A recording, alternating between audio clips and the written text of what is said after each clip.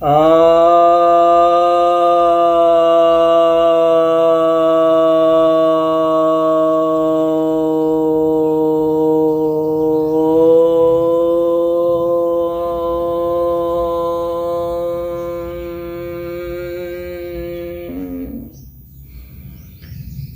भक्तजनों को सप्रेम नमन। भक्तों, आज मैं आपके समक्ष आपकी एक जिज्ञासा का समाधान लेकर आया हूँ। एक माता जी की जिज्ञासा है, वृद्धा है, उनकी जिज्ञासा है। उन्होंने जलाया था घर में ज्योति और वो बुझ गया। उसके कारण वे ये जिज्ञासा कर रही हैं कि अखंड ज्योति जलाई थी, वह रात को बुझ गई, कोई दोष तो नहीं है। अखंड ज्योति की बहुत चर्चा होती है हिंदुओं में। अब अखंड ज्योति क्या है, जरा इसको भी समझ लिया जाए। पहले माता जी की तरफ से ही उत्तर मैं दे देता हूँ कि साधारणतः क्या है कि लोग पूजा पाठ के समय इसको जला देते हैं, एक दीपक मिलता है और फिर जला करके छोड़ देते हैं और फिर सो जाते हैं।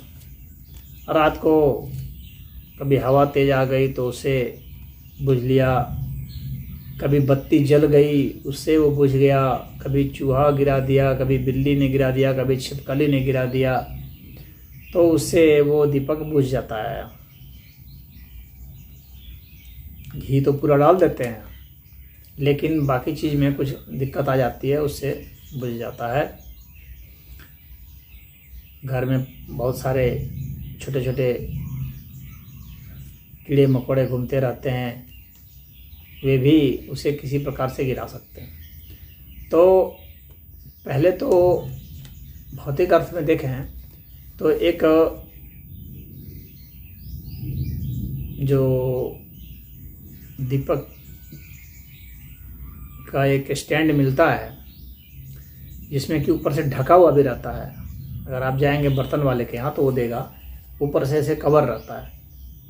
तो उसको कवर अगर आप कर देते हैं तो हवा के कारण नहीं बुझेगा। और दीपक को, उसका जो स्टैंड है उसके सहित यदि आप उसे किसी चीज़ में टांग देते हैं, तो दीपक को टांग दिए ऊपर और उसी में पूरा घी और बत्ती सब जला दिए, तो वह आराम से जलता है।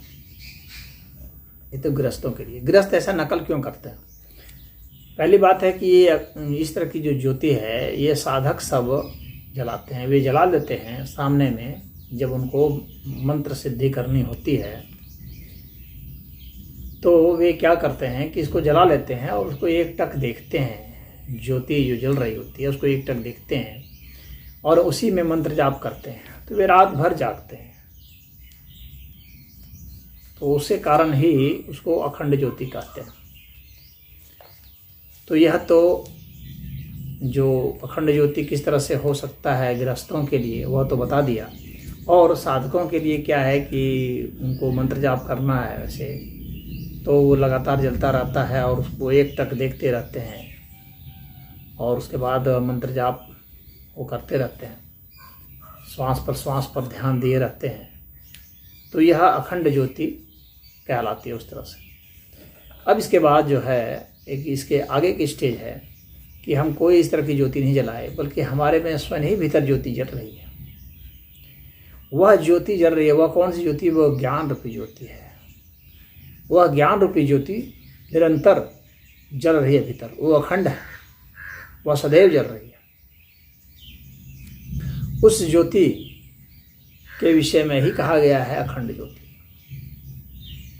तो वह ज्ञान रूपी ज्योति है जो जल रही है भीतर। उसके लिए किसी बाहर के ज्योति की आवश्यकता नहीं है। तो उस ज्योति का दर्शन किया जाता है। उस ज्योति का दर्शन करने के लिए ही तमाम तरह की साधनाएं होती हैं। तो भीतर जैसे जैसे हम प्रवेश करेंगे अपने भीतर, श्वास के माध्यम से, दिल की धड़कनों के माध्यम से, विचारों के माध्यम से,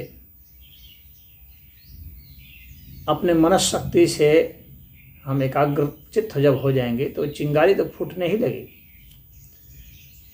फूटने लगेगी क्या, फूट ही रही है। हम वहाँ तक पहुँच जाते हैं।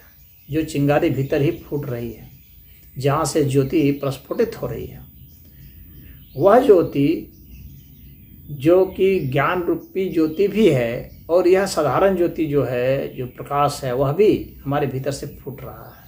यानी हमारे भीतर भी प्रकाश, हमारे भीतर भी अग्नि जल रही है। अग्नि है तो प्रकाश है, अग्नि जल रही है, वहाँ तक हम पहुँच सकते हैं। तो जब हम एकाग्रचित होंगे तो शरीर में गर्मी आएगी। पहले जैसे अग्नि के पास जब जाते हैं तो गर्मी आती है पहले। अगर आपकी आंख बंद भी हो और अग्नि जल रही हो तो आपको अपने त्वचा के प्रभाव से मालूम पड़ जाएगा कि अग्नि बाहर है, कहीं गर्मी आ रही है। अब अग्नि कब दिखेगी? जब गर्मी बहुत ज़्यादा हो जाए। गर्मी जब ज़्यादा हो जाए तभी जाकर के वह रोशनी, जो मतलब प्रकाश है, उस रूप में आती है। यानी उष्मा ऊर्जा प्रकाश ऊर्जा में आपको तब महसूस हो जब उष्मा ऊर्जा बहुत ज़्यादा हो। वो गर्मी जहाँ से निकल रही है, अगर वहाँ तक चले जाएं, या तो बहुत ज़्यादा हो तो इन आँखों से हम देख लेते हैं, लेकिन अगर कहीं पर गर्मी है तो वहाँ पर भी प्रकाश तो है, लेकिन ऐसा प्रकाश नहीं है कि हम इन आँखों से देख लें। लेकिन वहाँ चिंगारी फूट रही है जो कि बहुत सूक्ष्म है। तो उसे आप अगर बहुत एकाग्रचित हैं तो फोकस करके प्राप्त कर सकते हैं। तो हमारे शरीर में जहाँ भी गर्मी आप महसूस होगी, मांसपेशियों में गर्मी हो रही है, हमारे भीतर भी एक्सचेंज हो रहे हैं। एडीपी से एटीपी, एटीपी से एडीपी, ये जो एक्सचेंज होता रहता है फॉस्फोरस का। आप जानते हैं फॉस्फोरस जो है हवा के संपर्क में, ऑक्सीजन के संपर्क में आएगा तो अग्नि जलती है, उससे प्रकाश भी निकलता है, बाहर भी निकलता है और हमारे भीतर भी। और हमारे भीतर वैज्ञानिक सब भी बताते हैं एडीपी से एटीपी, एटीपी से एडीपी बनता है। यानी ऊर्जा इस तरह से फॉस्फोराइलेशन इसको कहते हैं, भीतर होता है। भीतर भी हमारे जो हम श्वास लेते हैं वो जो ऑक्सीजन है उस एडीपी से रिएक्ट करता है और एटीपी बनाता है।